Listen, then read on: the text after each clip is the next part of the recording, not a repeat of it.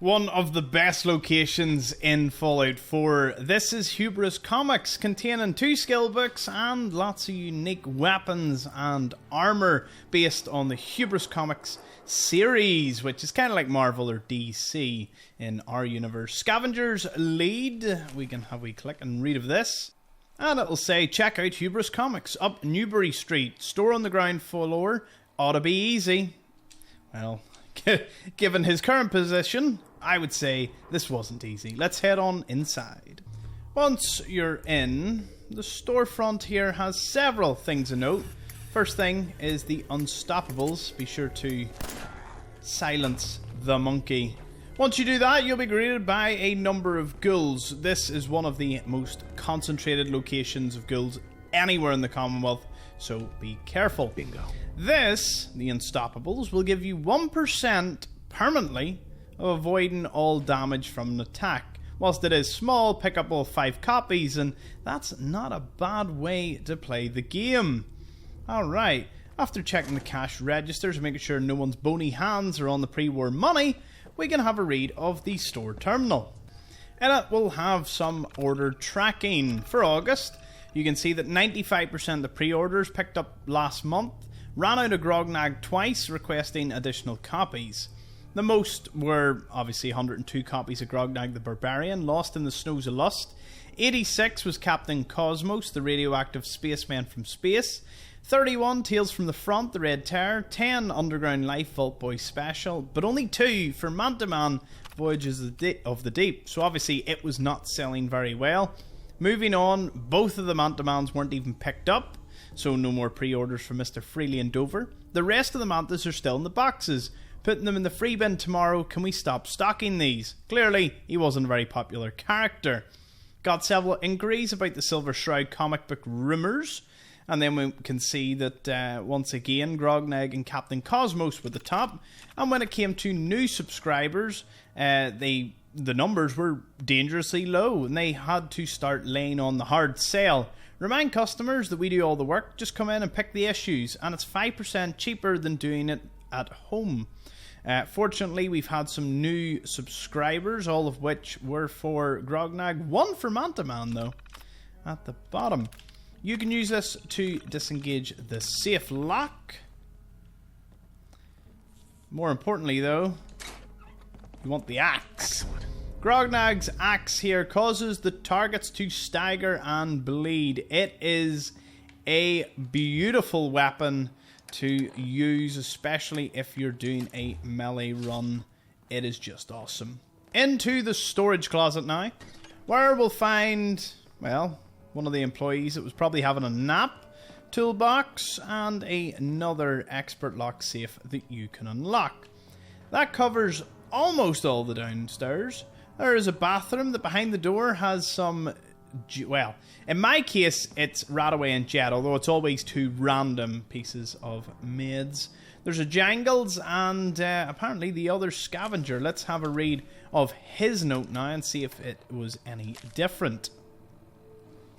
Can't believe I signed up for this. Who wants this crap? Collectors? The boss says so. Who's the fool here? Them or us? Obviously, they hadn't released the ghouls from wherever they were hiding at the time. The elevator is just one of the ways out once we get up to the recording studio on the top floor. But there's more going on here that meets the eye. Walking into the office area, the ghouls will very nicely open the door for us, allowing us to gain access to the next floor. But we don't want to go that way. Instead, we want to go round the side through this novice door, and this will bring us into the manager's terminal and presumably his office. Tina Hopkins to Vivian O'Dell, now an English butler. I came into work today and found out another stealth revision to the shooting script. Now the Shroud has an English butler. I keep telling Babowski that we need our core fans to be our evangelicists, so we can't keep making these stupid little changes. You have to talk to him before you go on vacation, otherwise I swear I'm bringing it up to Pete. A few days later, the subject, please help. I want to pull my hair out. Babowski has cast and signed a contract with Claire Riddell for the role of the Mistress of Mystery. I don't care how much the tomb of Amun-Ra grossed. The Mistress of Mystery is a brunette, not blonde, brown, and definitely not a redhead. And have you heard Claire's voice? The Mistress of Mystery is confident, a match for the Shroud at his best day, not some half-starved waif that's known for her shrill screaming. Shannon Rivers has worked for us for decades. She is the voice of Mistress Mystery. End of story. She's even a natural brunette. She's not as young as Claire, but surely we can do something with lighting to help with that. If we don't fix this, I swear I won't have my name in the credits of this train wreck. Next one. This was Aaron Babowski to Vivian, Mistress of Mystery casting. Vivi, relax. It's important. If it's that important to you, maybe we can put Claire in a wig. But the contract is signed, so it's happening. What is it with you guys and Mrs. Rivers anyway? Maybe 20 years ago, but now she's got a face made for radio. Am I right? Claire's got star power, and that's what we need. I talked with Petey Boy, and he's agreed to a couple new scenes. We need romance, and Claire's got the goods. If Tina can't roll with this, then I can fly in one of my boys from Hollywood. He's a class act. I got a full schedule today, dress rehearsals until 8. This can wait until you're back from the Bahamas, so if we have to meet, it's my only window. So we can see there's already a bit of strife between both the editors and, the scriptwriter over who should play that particular character. It seems this is the little mess hall here. And a few more offices that you could have went through. Both staircases bring you up to the next floor, which brings into a meeting room with another ghoul. You guessed it, there's around 20 ghouls in this building. As I said, there's a lot of fighting that needs done for you to clear it out fully. Now, if we go into this room, we can find yet another terminal. This is the writer's terminal, Tina's. And then, of course, you can see here that Vivian was sending back to Tina. I'll talk with Mr. Babowski, but I wouldn't get my hopes up. Pete brought him in because he gets television. We have to accept there's going to be changes to get the small screen. I agree our fans are important, but the Silver Shroud's numbers outside of Boston are, well, not ideal. A lot is riding on the success of the pilot. If Mr. Babowski thinks an English butler could help the show, please hear him out. I love the work you and Vince have done with the Shroud. We wouldn't be shooting this show without you. I know it's tough, but hang in there. Shannon is family. I promise you I will fight for this. This needs to be resolved before Sunday. I'm not cancelling my honeymoon again over this. Make sure Babowski doesn't sneak out before I can grab him. Need lines. Tina baby, we needed those new lines yesterday. I don't know how you do things in radio, but we got catering, follies, best men and actors sitting around on their tushes because of your most recent delay. We're not writing Shakespeare here. It's TV, right? I know you don't like the new monkey, but Focus loves him. He's testing better than Claire in that silly wig. Speaking of which, Claire's agent is not really loving the wig. Really, really not loving it. Claire's flying in on Monday, and by then I think it's best if we nix the wig. Am I right or what? And Shannon's being a real peach standing in her while Claire wraps up her film. But it may be best if she's not around when Claire flies in. Will you take care of that? Thanks. Now, as the picture is coming together and what's going on here, we could go up to the recording studio, but I just want to open this door, gaining us access to yet another room. You can get plenty of meds. A duffel bag. It seems someone was about to make a run for it. We'll play the Silver Shroud script in a second. So this was Aaron Babowski's terminal, the producer of the show, and he was writing to from Evans to Aaron. Claire can't wait. I tried stalling her, but things are spiraling over here. Her agent was having dinner with Maxwell over at the Derby. Not good. Claire's still on board. She loves the script. She especially loves the outfit. You got the shots of that, right? Wowza. So I don't care what's going on over there. We need to sign her before we lose her to the Wise Man's or someone else. We looked into that Hopkins contract. It's ironclad. The only way she's out is if she walks. Her partner signed over his rights to Hubris, but she still has hers. Even if she thinks she's going to a lawyer, you gotta work your magic, Babbo. Imagine if we needed her approval. It has come to my attention you've hired Claire Riddell for the role of Mistress of Mystery for the show. This is unacceptable. The Mistress has an iconic look. She must be a brunette. The Mistress of Mystery is a strong female protagonist, not some damsel in distress. Shannon Rivers has voiced MOM for years and is beloved in The Shroud and every other radio drama she's been part of. I know we've had our differences, but this affects more than the Silver Shroud. The Mystery of Mistress and the Unstoppables are big brands. We absolutely must talk before I go on vacation.